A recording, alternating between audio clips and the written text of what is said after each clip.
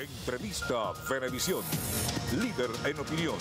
Por tu canal independiente, Venevisión. Muchísimas gracias por acompañarnos como siempre en Entrevista Venevisión. Ya estamos listos para comenzar. Antes de hacerlo, errar es de humano, rectificar es de sabios.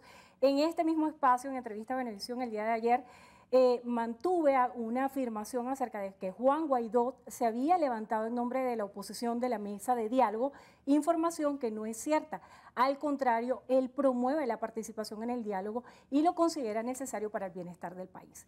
Hecha esta aclaratoria, comenzamos con nuestro invitado del día de hoy. Él es el gobernador del estado Miranda, Héctor Rodríguez, aspirante a la reelección. Gracias por estar con nosotros en Entrevista Venevisión. Gracias a ti por la invitación, un placer estar acá. Interesantes temas que conversar y siempre pienso en alguien que aspira a la reelección como alguien que está seguro de haber cumplido todo su papel cabalmente y de tener asuntos pendientes. En su caso, ¿piensa que lo que ha hecho por Miranda ha sido suficiente o qué le falta por hacer? Bueno, primero muy orgulloso de lo que hemos hecho, ¿no? Miranda era hace 4 años el estado más inseguro de Venezuela, el más violento políticamente y delincuencialmente. Y cuando asumimos la campaña, nuestro principal compromiso era que si ganábamos nos íbamos a dedicar por completo a mejorar la seguridad.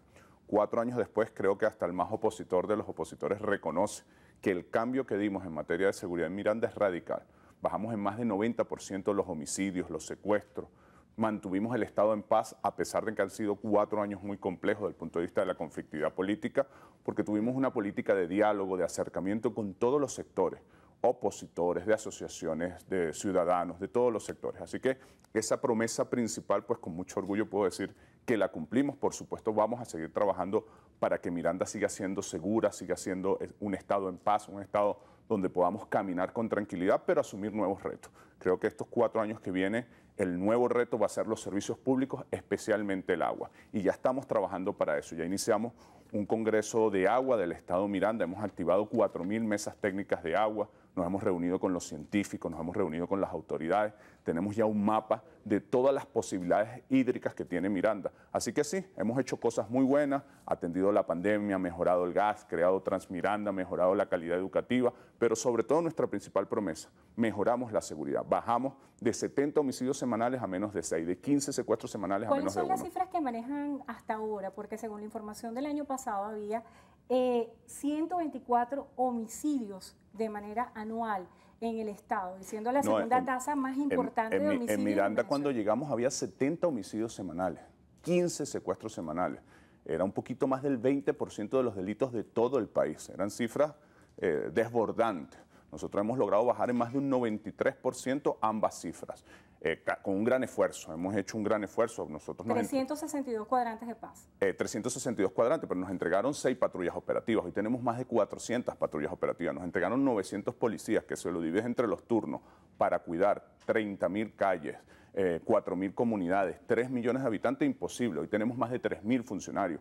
Creamos la Universidad de la Seguridad en todos los ejes, la especializamos, tenemos planes de formación, recuperamos los 4 helicópteros que tenían 12 años paralizados y eso nos ha sido súper útil para todo el patrullaje aéreo, para la búsqueda, cuando hay algún delito o alguna pérdida en el mar. De verdad que hemos hecho una gran inversión en materia de seguridad. Pero yo creo que lo más importante, más allá de la inversión, del crecimiento en patrulla, en pie de fuerza, fue la posibilidad que tuvimos nosotros de articular. Yo pude coordinar con los 21 alcaldes y con el gobierno nacional, cosa que no se podía hacer antes. Entonces hubo una política unificada, coordinada en todos los niveles de gobierno. Sin duda alguna, eso ha sido un avance extraordinario. Hoy no es la prioridad en los estudios de opinión, sin embargo, por supuesto, nosotros vamos a seguir trabajando para que Miranda siga siendo un estado seguro, siga mejorando, pero hoy vamos a priorizar, va a ser nuestra principal tarea, el agua. Todos los servicios públicos, pero especialmente el agua. El tema de los servicios es fundamental y de hecho aquí hay una información que uno la lee y se impacta. Con agua de lluvia se abastecen los vecinos de la Hacienda La María en Mariche, lo que para unos representa una tragedia, los fuertes aguaceros es una bendición para otros porque pueden recoger agua. Esto es un tema que es realmente preocupante. No solamente en la Hacienda de María, en casi todas las comunidades tenemos grandes dificultades de agua, comunidades que pasan hasta 30 días sin que les llegue el agua. Nosotros hemos venido trabajando primero con la comunidad, activamos las 4.000 mesas técnicas de agua, ellas nos han estado construyendo el diagnóstico, cada cuánto tiempo llega, cómo les llega, cuáles son los problemas, cuáles son las posibles soluciones. Luego tuvimos un encuentro con todas las universidades y los investigadores para revisar calidad, para revisar procesos, para revisar alternativas a las que estamos acostumbrados.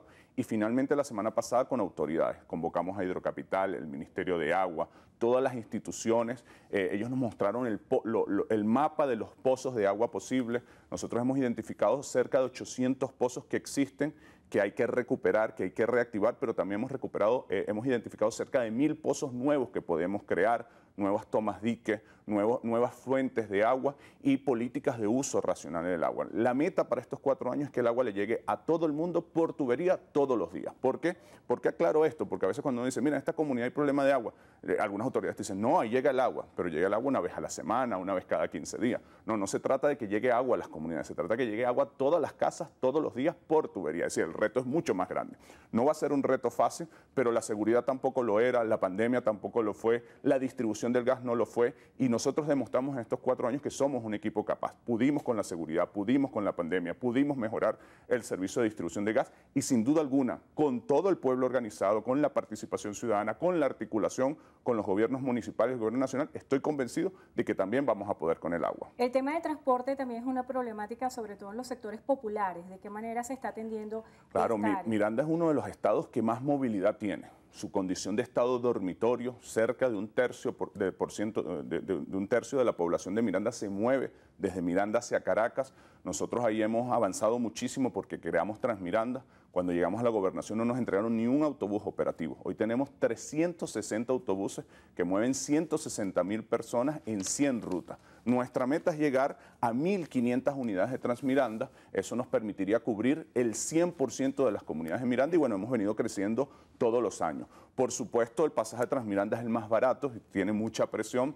Transmiranda no se sustenta con sus propios ingresos, sino con otras empresas que hemos creado, como la exportación de flores, la exportación de cacao. Sí. Entonces, ¿cuánto cuesta un pasaje? 0.6 cuesta en Transmiranda. Con las ganancias de estas empresas, nosotros hacemos subsidio cruzado, bueno, para facilitar la movilidad. Ahorita, la semana pasada, nos llegaron 30 unidades nuevas y todos los trimestres estamos comprando para seguir ampliando el servicio. Ahí es muy importante que la ciudadanía se involucre, como lo ha hecho en todas las políticas, crear los comités de usuarios para garantizar que esos Transmiranda cumplan la ruta, sean cuidados, tengan tiempo. Ayer estaba en una comunidad y me plantearon algo que me gusta, lo vamos a tomar, que es tener no solamente Transmiranda autobuses, sino Transmiranda con rústico para las comunidades rurales, para los barrios. Entonces, bueno, ya mandé al equipo a reunirse técnicamente para ver en qué comunidades haría falta, cuánto es el costo y iniciar también una línea de transporte para estos espacios donde el Transmiranda... Sectores como Petare seguramente como Petare o como sectores rurales, que son carreteras más complejas, que el bus de Transmiranda no tiene la misma accesibilidad. Entonces vamos a iniciar ahora también esta línea de trabajo. Gobernador, en medio de la pandemia, uno de los aspectos que más preocupaba a las comunidades era el sistema de recolección de basura. ¿Qué se está haciendo en este sentido? Bueno, normalmente el sistema de recolección de desechos sólidos es una responsabilidad municipal. ¿Qué hicimos nosotros de la gobernación? Hicimos una gran compra de camiones compactadoras y distribuimos a todas las alcaldías para apoyar, para ayudar.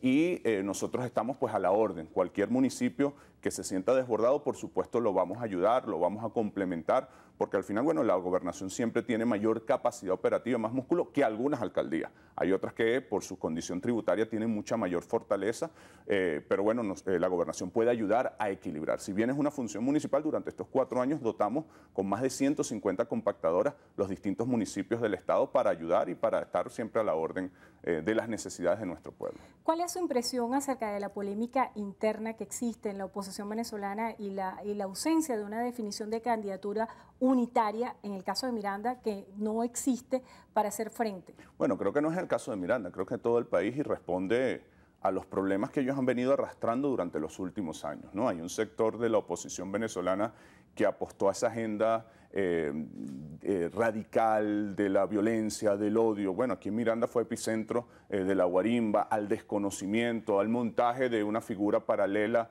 como presidente. Y hay otra oposición que no reconoció eso y eso fue generando fricciones. Creo que hoy se le suma a eso todo el tema de cómo la administración de los bienes que se les dieron a estas figuras, las empresas en el exterior, monómeros. Bueno, hay ahí todo un debate Este señor de Primero Justicia, que fue Julio Borges, acusa a Juan Guaidó de una mala administración. Juan Guaidó dice que él también es culpable. Es decir, creo que aquí hay elementos de estrategia, de cómo llevar la oposición en Venezuela, luego elementos financieros, y finalmente creo que hay un tema de aspiraciones. Creo que todos están calculando quién es el candidato presidencial para el 2024, entonces si te apoyo en este estado eso puede afectar mis aspiraciones. Pero creo que es un tema de ellos. Yo creo que le corresponde a ellos dirimirlo. Yo le doy la bienvenida a esos sectores de la oposición que se fueron del país, que abandonaron el país o que apostaron a una agenda de violencia, a que regresen a la vía democrática. Tenemos todos estos años diciéndolos en el diálogo, en los distintos escenarios. Es normal que en una sociedad haya diferencias. Lo que no es normal es que nos odiemos por esas diferencias. Esas diferencias políticas tenemos que resolverlas así, en elecciones, que sea la gente la que vote y la que decida. Así que ya eso es una victoria para la paz de todo el pueblo venezolano, que todos esos sectores estén participando. A propósito del diálogo, ¿cuáles son las conversaciones que hay en este momento en desarrollo acerca de la postura de Venezuela de levantarse, del gobierno de Venezuela, de levantarse de la mesa? Bueno, yo creo que los voceros de ese tema son los que deben dar la información oficial al respecto. Yo denuncio el hecho de que a Alex Saab lo hayan secuestrado, un funcionario diplomático venezolano que además estaba haciendo todo el esfuerzo por romper el bloqueo, por tercerizar la compra de medicinas, de insumos. Nosotros nos dijeron muchas veces que el bloqueo no nos iba a afectar a los ciudadanos comunes, que solo iba a afectar a un grupo de políticos. Pero ya creo que hay un consenso generalizado. Los chavistas, los opositores, los niní, coinciden en que el bloqueo nos afectó a todas y a todos. Cuando necesitamos un medicamento que se vende en el exterior, que hay que comprarlo en el exterior, el bloqueo nos afecta. Cuando se nos quema un transformador o una bomba de agua o un repuesto para un Transmiranda, el bloqueo nos afecta. ¿Por qué están secuestrando a este señor? Por tratar de romper una política que le inició un sector de la oposición, que es ilegal porque son normas que van fuera del territorio donde tienen legitimidad, y eso hay que condenarlo, ¿no? Aquí debe haber una reflexión. La aspiración política de un grupo no puede más nunca poner en jaque a la totalidad del país, no puede hacerle daño a la economía del país, no puede bloquear y sancionar y afectar la vida cotidiana. La política de bloqueo y sanciones afectó la vida cotidiana de todas y de todos nosotros, y es una reflexión que tenemos que hacer todos. Y sería bien bueno, tú empezabas haciendo una reflexión sobre tu entrevista anterior, no es solamente apostar el diálogo, es pararse ante el país y decirle: disculpe país, nos equivocamos al intentar una política de bloqueo, de sanciones que le hizo daño a todos los venezolanos. Yo creo que la mayoría de los venezolanos estamos pidiendo también, así como tú hacías una mea culpa, que algunos dirigentes políticos de oposición que se equivocaron al apostar a la guarimba, a la violencia, a intentar asesinar a otro político y a bloquear, sancionar al país, le pidan disculpa al país para que podamos definitivamente pasar esa página y trabajar juntas y juntos por recuperar la estabilidad económica, emocional, de los servicios públicos de todos los venezolanos. En los tiempos de dificultad las familias no pelean, las familias se unen y trabajan juntas y juntos para superar las dificultades. Si le tocara pedir disculpas en nombre del gobierno a Venezuela, ¿por qué lo haría? Creo que nosotros siempre, esto lo he dicho otras veces, nosotros siempre unificamos a la oposición en un todo, y resulta que la oposición no era una sola, había distintos matices. Creo que de eso nos dimos cuenta en los últimos años, y tal vez debimos desde el principio tratar esos matices.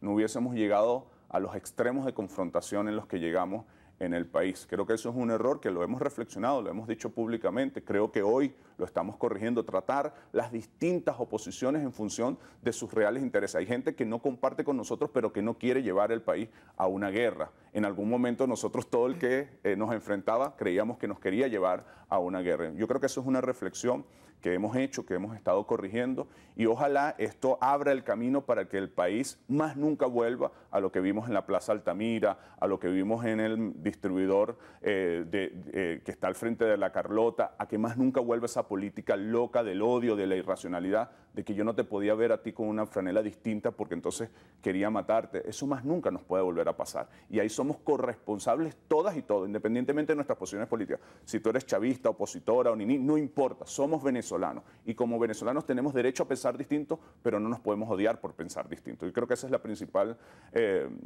reflexión, autocrítica que haría y que creo que nos sirve, nos encaja a todas y a todos, porque todos tenemos nuestro grado de responsabilidad en eso. Muchísimas gracias por estar con nosotros Gracias hoy en a ti, Entrevista para mí Venevisión. siempre es un placer. Héctor Rodríguez, gobernador y candidato a la reelección del Estado de Miranda por el Partido Socialista Unido de Venezuela. Gracias por estar con nosotros y muchísimas gracias a ustedes también por habernos acompañado como siempre. Hacemos una breve pausa, al regreso más de Noticiero Venevisión. Quédense allí que ya venimos.